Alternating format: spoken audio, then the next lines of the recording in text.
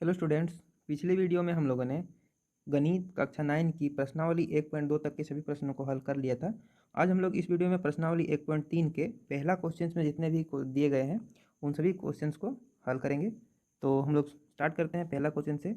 और अगर आप चैनल पर नए हैं तो चैनल को सब्सक्राइब कर लीजिएगा, क्योंकि इस चैनल पर गणित कक्षा 9वीं की सभी पूरा हम लोग पूरा गणित के सभी क्वेश्चंस को इस चैनल पर सॉल्व करवाएंगे, है ना। तो चलिए हम लोग स्टार्ट करते हैं पहला क्वेश्चन से। तो यहाँ पहला क्वेश्चन में दिया गया है, इस पर सबसे पहले इसमें क्या बोला गया कि निम्नलिखित भिन्नों को दशमलव रूप में लिखिए और बताइए कि प्रत्येक का दशमलव प्रसार किस प्रकार का है ना। तो पहला क्वेश्चन में यहाँ पे बोला गया है 36/100। इसमें क्या करना है, 100 से 36 को भाग देना है और भागफल जो आता है उसमें बताना है कि ये किस प्रकार का दशमलव प्रसार है ना। हम लोगों ने पिछले वीडियो में पढ़ चुका है कितने तरह के दशमलव प्रसार होते हैं, उसके आधार पे यहाँ पे बताना है। और अगर आप नहीं देखे हैं उन सब वीडियो को तो आप प्लीज़ उन सब वीडियो को देख लें, इसके बाद इस वीडियो को देखिएगा, आपको ज़्यादा समझ में आएगा, है ना। तो यहाँ पे इस तरह से लिखा हुआ है। अब 36/100 लिखा हुआ है, तो इसको दशमलव प्रसार हम लोग को दशमलव रूप में लाना है। तो किस प्रकार लाएंगे हम लोग, इसको हम लोग भाग दे के ला सकते हैं। तो क्या करेंगे, इसमें हम लोग 36 को 100 से भाग देंगे। तो चलिए भाग देते हैं 36, और इधर 100 से हम लोग 36 को भाग देंगे। तो यहाँ है 100 और यहाँ है 36, तो भाग नहीं जाएगा। तो क्या करेंगे, हम लोग पॉइंट लेंगे। तो ये हम लोगों ने पॉइंट ले लिया। अब हम लोग पॉइंट लेने के बाद हम लोग खुद से क्या कर सकते हैं, एक जीरो रख सकते हैं। तो ये हो गया 360। तो यहाँ से 100 से अगर हम लोग भागा देंगे 360 में, तो 3 बार में ये भाग जाएगा, और यहाँ पे कितना हो जाएगा 300, है ना। अब हम लोग माइनस करेंगे 360 में से 300, तो यहाँ पे 60 शेषफल आएगा। अब हम लोग पॉइंट लगा चुके हैं, तो एक जीरो हम लोग खुद से यहाँ पे लगा सकते हैं। तो कितना बन गया 600। अब 600 को 100 से भाग देंगे तो ये 6 बार में, है ना, 6 बार में 600 कट जाएगा इस तरह से, है ना। तो ये पूरी तरह से कट गया। और हम लोग का भागफल जो आ गया वो यहाँ पे कितना आ गया 0.36, है ना। ये हम लोग का भागफल आ गया, है ना, ये भागफल आ गया। तो यहाँ पे हम लोगों ने देखा कि भागफल जो है एक पॉइंट के बाद क्या हो गया, रुक गया, है ना। तो दशमलव के बाद हम लोग भाग दिए और एक जगह जाके शेषफल क्या आ गया हम लोगों का, यहाँ पर शेषफल 0, और शेषफल 0 हो गया और भाग जाके रुक गया। तो ऐसे ऐसे दशमलव प्रसार को हम लोग क्या बोलते हैं, शांत दशमलव प्रसार, है ना, शांत दशमलव प्रसार, शांत दशमलव प्रसार। ठीक। अब हम लोग दूसरा क्वेश्चन में देखते हैं। दूसरा में क्या बोला गया, 2/11। तो चलिए हम लोग देखते हैं दूसरा। दूसरा में बोला गया है 1/11, है ना। 1/11 है। तो यहाँ पे हम लोग देखते हैं, इसमें क्या करना है, 11 से 1 को हम लोग भाग देंगे। तो यहाँ पे 11 से 1 को भाग देंगे, क्योंकि भाग यहाँ पे नहीं जाएगा तो पॉइंट लेना पड़ेगा। तो हम लोग क्या करेंगे, पॉइंट ले लिया। पॉइंट लेने के बाद एक जीरो हम लोग खुद से लगा सकते हैं। अभी भी भाग नहीं जाएगा क्योंकि 11 बड़ा है 10 से। तो क्या करेंगे हम लोग, पॉइंट के बाद एक जीरो यहाँ पे लिखेंगे, और हम लोग इसके 10 में भी एक जीरो लगा सकते हैं। तो ये हो गया 100। तो अब क्या हम लोग 11 से 100 में भाग दे सकते हैं, बिल्कुल दे सकते हैं। तो 11×9 = 99 हो जाएगा इस तरह से। और यहाँ पे हम लोग माइनस करेंगे तो यहाँ पे 1 आएगा, क्योंकि हम लोग पहले 1 को 11 से भाग दे रहे थे, अभी फिर 11 से 1 को ही भाग देना है। तो इसका मतलब ये हुआ कि ये 0.9 जो आ रहा है यहाँ पे, ये बार बार इसी तरह से रिपीट होता रहेगा। मतलब क्या होगा यहाँ पे, इस तरह से 0.9 0.9 0.9 इस तरह से लगातार आता रहेगा, है ना। तो इस तरह अगर दशमलव प्रसार आता है तो उसको हम लोग क्या बोलते हैं, यहाँ पे क्या हो रहा है, अशांत है। पहला बात तो कि शांत नहीं है, तो क्या हुआ, अशांत। और रिपीट हो रहा है यहाँ पे, तो इसका मतलब ये रिपीटिंग है। और इसको हम लोग क्या बोलेंगे, अशांत, अशांत आवर्ती दशमलव प्रसार, है ना। ये अशांत आवर्ती दशमलव प्रसार है इस तरह से। ये अशांत आवर्ती दशमलव प्रसार कहलाएगा। या फिर हम लोग दूसरा तरीके से इसको बोल सकते हैं, अनवसानी, अनवसानी आवर्ती, है ना। इस तरह से ये हम लोग लिख सकते हैं।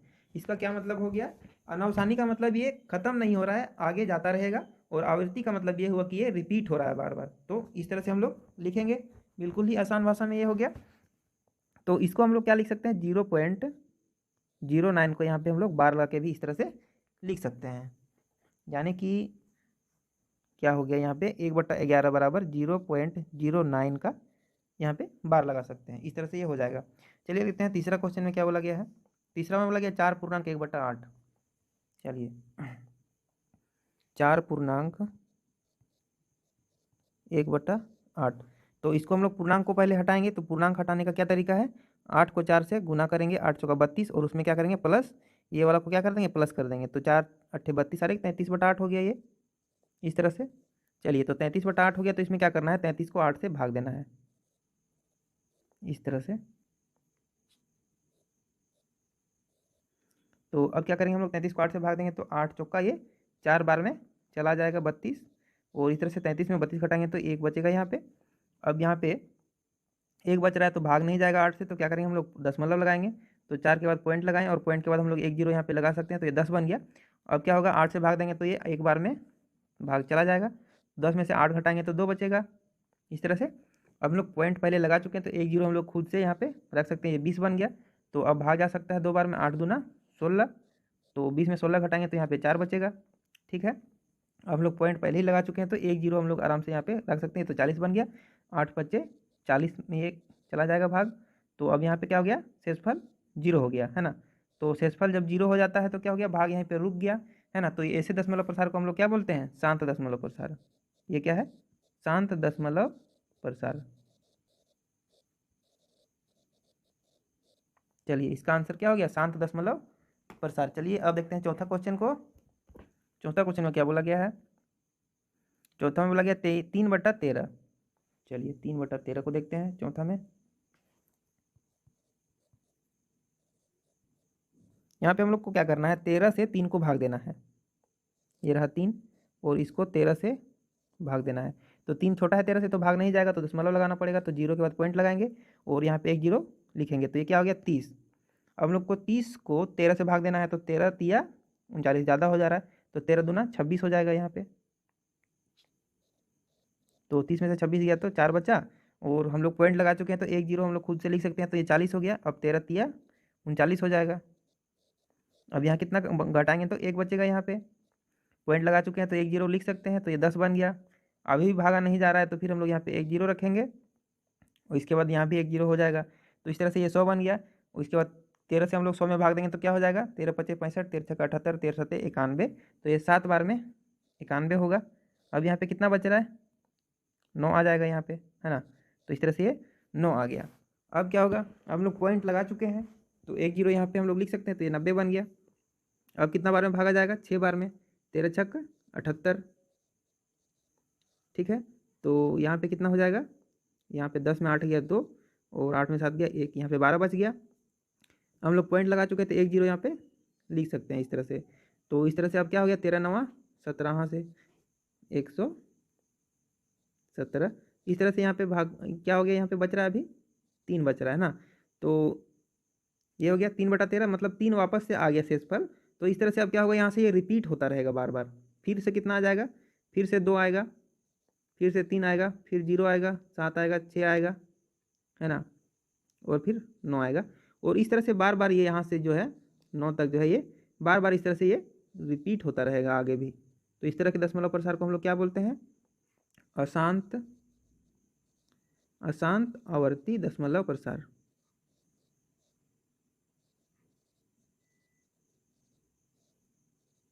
ठीक है, आशा करते हैं आप लोग को ये समझ में आया होगा। और क्या हम लोग इसको किस तरह से लिखेंगे, इसको हम लोग लिखेंगे 0.230769, और इसके ऊपर क्या लगाएंगे, बार। ये हम लोग का इसका आंसर हो जाएगा। चलिए चलिए देखते हैं पाँचवा क्वेश्चन में क्या बोला गया है। पाँचवा में हम लोग को बोला गया है 2/11। चलिए 2/11 को देखते हैं।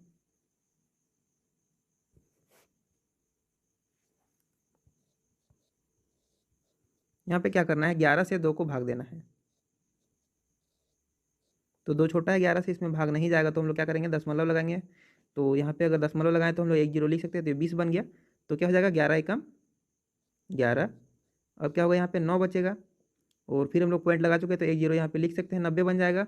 तो 11 8 88, यहाँ पे क्या आ गया, शेष 2 आ गया, मतलब 2 को हम लोग 11 से भाग दे रहे थे, और वापस से यहाँ पे 2 आ गया, मतलब यही चीज़ फिर से रिपीट होगा, मतलब 0.18 जो है वो बार बार रिपीट होगा, मतलब फिर से क्या आ जाएगा, 1818, इस तरह से ये भाग चलता रहेगा।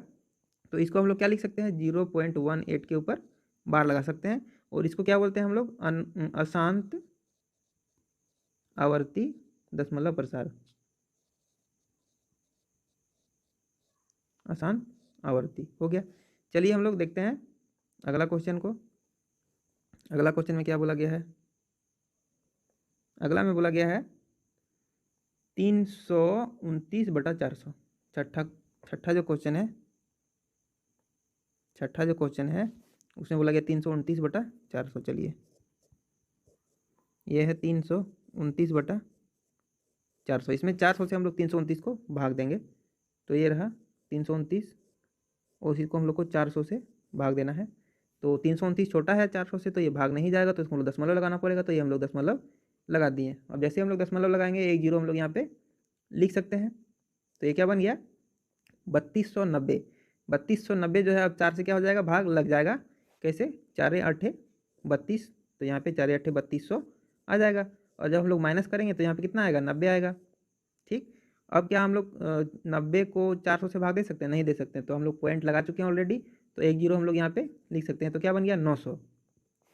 तो 900 बन गया, तो हम लोग 2 बार में क्या हो सकता है? 4 दूनी 800। तो इस तरह से यहाँ पे ये हो गया। हम लोग माइनस करेंगे तो यहाँ पे 100 बचेगा। चलिए 100 बच गया। अब क्या करते हैं? पॉइंट हम लोग लगा चुके हैं, तो एक जीरो यहाँ पे लिख सकते हैं। तो इस तरह से फिर क्या हो गया? 4 दूनी 800। इस तरह से यहाँ पे क्या बच जाएगा? 200 शेष बचेगा। चलिए अब हम लोग पॉइंट ऑलरेडी लगा चुके हैं, तो फिर से हम लोग यहाँ पे एक जीरो लिख सकते हैं। अब ये क्या बन गया? 2000 है ना। ये 2000 बन गया, मतलब ये 5 बार में जाएगा। 4 पचे 20 100 है ना, इस तरह से। तो यहाँ पे शेषफल क्या हो गया? जीरो हो गया। शेषफल जीरो हो गया और भाग यहीं पे समाप्त हो गया।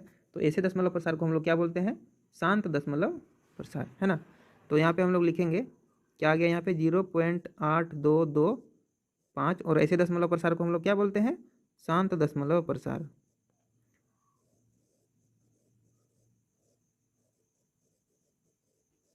चलिए तो आशा करते हैं आप सभी को अच्छे से समझ में आ गया होगा। नेक्स्ट वीडियो में हम लोग दूसरा क्वेश्चंस को सॉल्व करेंगे, या फिर दूसरा तीसरा जो भी अगला जो भी इसके बाद है उस सभी क्वेश्चंस को हम लोग नेक्स्ट वीडियो में सॉल्व करेंगे। और आशा करते हैं सभी क्वेश्चंस अच्छे समझ में आया होगा, और अगर कहीं नहीं आया हो तो आप कमेंट करके बता सकते हैं, मैं उसको वापस से रिपीट करूँगा। तो अगर आप चैनल पर नए हैं तो चैनल को जरूर सब्सक्राइब कर लीजिए, क्योंकि इस चैनल पर क्लास 9 का पूरा गणित को पढ़ाया जाएगा, है ना। चलिए मिलते हैं नेक्स्ट वीडियो में, तब तक के लिए बाय।